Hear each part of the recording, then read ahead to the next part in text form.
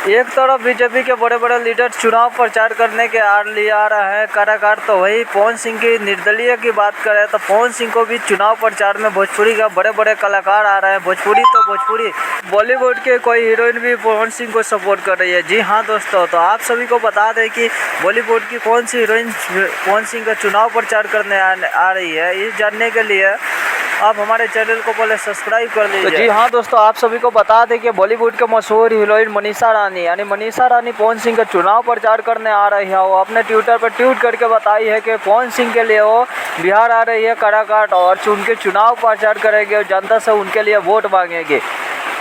ऐसा पहली बार हो रहा है कि पवन सिंह को सिर्फ हराने के लिए बीजेपी के बड़े बड़े लीडर चुनाव प्रचार में हैं और उपेंद्र कुशवाहा के लिए चुनाव प्रचार करके उनके लिए वोट मांग रहे हैं। जी हाँ दोस्तों, तो आप सभी को पवन सिंह के बारे में क्या सोचना विचारना है, क्या वो जीत पाएंगे और सांसद बन पाएंगे, कमेंट करके बताइए। धन्यवाद।